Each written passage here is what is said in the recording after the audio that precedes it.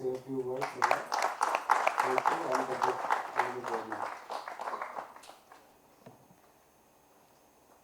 Uh, to begin with, thank you, Jan, very much for your very kind words and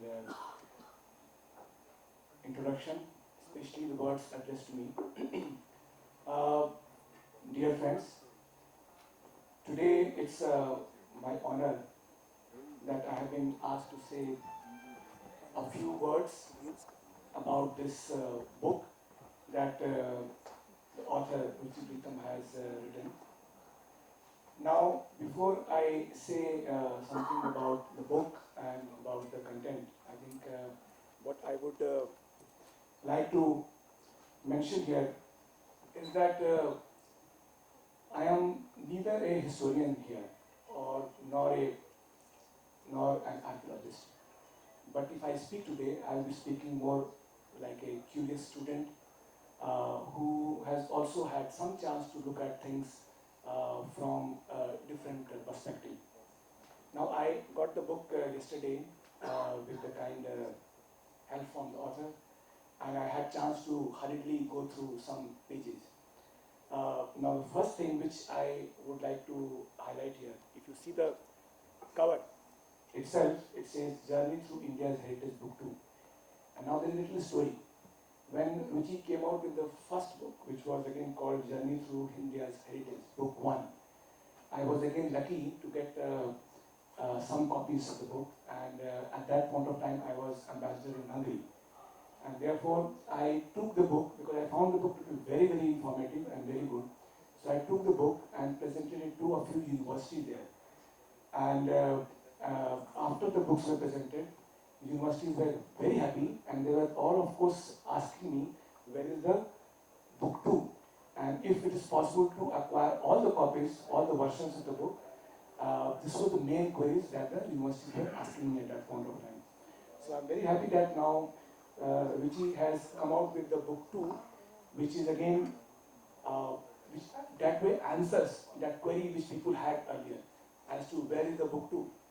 But also, even better, that the book 2 is now named Grandeur of Cholas, and that way it really fills in a very big void that I think we have been having in our knowledge of the Chola kingdom. Now, when we talk about the Cholas at that point of time, I should also mention that in our old history books, we have of course been reading about the gaps in our timelines. We have also read about how maybe we have not kept very good record of our history. But if you see the book, you will find that some of the assumptions that we have had were not correct. In fact, the book in the beginning itself it talks about the copper plates and the extensive and beautiful record of history that these copper books have kept.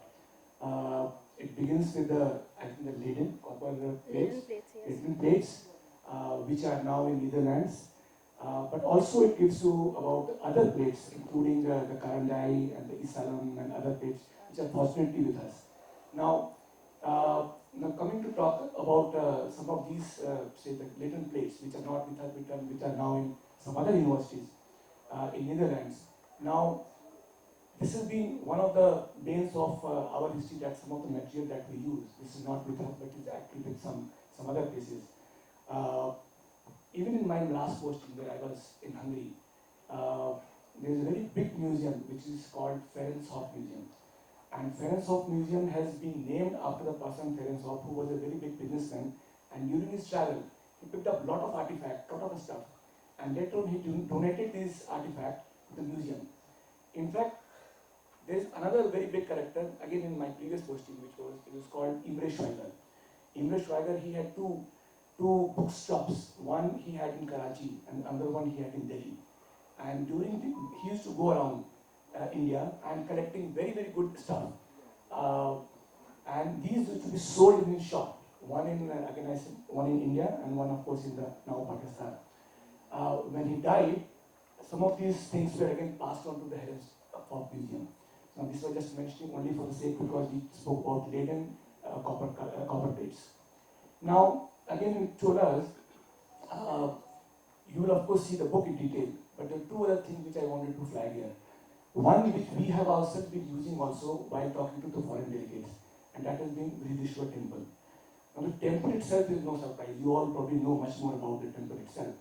But what we have flagged to the foreign delegates who have visited India in the recent past is the architecture, some of the exceptional things behind the architecture of Brideshwar Temple. And one is the design itself, where with the gopuram, which is about 200 plus feet high, and the plinth, which is only about 6 or 7 feet deep. Now this is a real wonder, because with a temple which is that high, probably you would need a plinth which would be about 40 to 50 feet deep. So how does a temple which is so high, and it can last for almost thousands of years, which 80 ton or about 85 ton plus stone on the top. Now I was told that, again, I'm not a civil engineer, and Jan probably will do a better job on that front. But I was told that unlike the conventional designs, where the load is borne by the plinth, in the case of this, I think the load is borne by not by the plinth, but actually by the top itself. Yes. And it is been designed in a way that the load is spread throughout the loose plinth, and therefore this has been able to stay on, survive for 1,000 years, and probably to survive for many more years. Now, second point which I also wanted to mention was about how democracy and some of the earlier roots of democracy we have found again during the Cholas time.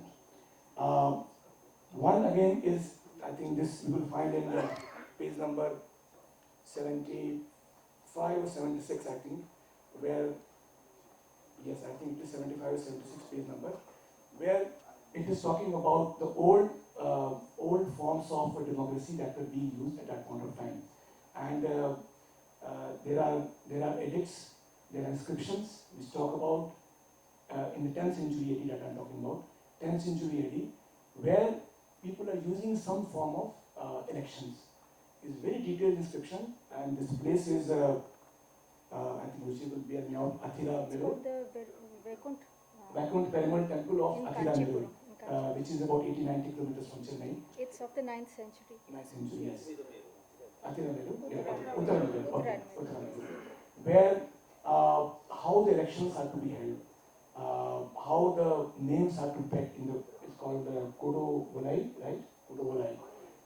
So where the names are kept in the pot, what is the rule for qualification of candidates, what is the rule for disqualification of candidates, how there is a requirement for accountants to monitor the account, etc.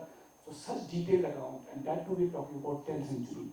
So these are only two things which I'm flagging from the book, which I found to be very interesting, and which give you just a glimpse of the glory of the Chola Empire. During that time, in arts, in architecture, in sculpture, in books, everywhere we see the zenith of the power of not only the empire, but also what we could really see India at that point of time.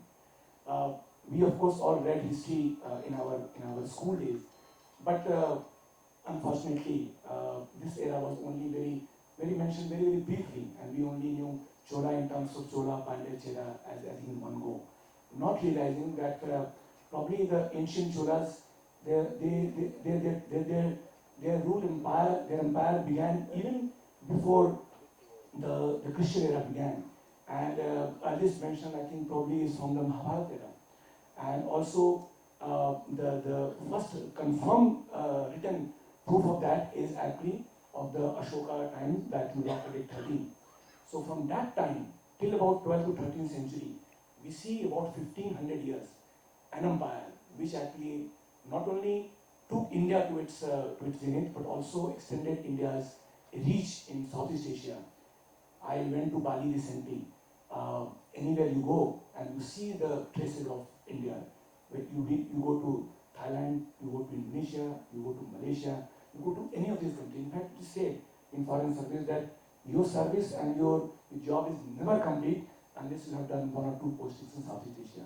Because only then you can see the extent and the reach of India's influence, which has gone outside India. And in doing that, Cholas had a very important role. Now, I'm also in taking the role of Cholas to us, to increase understanding about this glorious period in our history. Ruchi has done a fabulous, fantastic job, both in terms of content, in terms of the photographs, the stunning photographs, the balance between how much content we use and how much photographs we use. I think the book is a very, very good mix. I was very happy to go through the book. Of course, it was only very briefly, and I would love to go through the book again in detail when I have time. So once again, let me convey my very, very warm congratulations to you. To Grant and to everyone else who has been behind the book, and wish the book a very, very big success. Thank you very much. Thank you.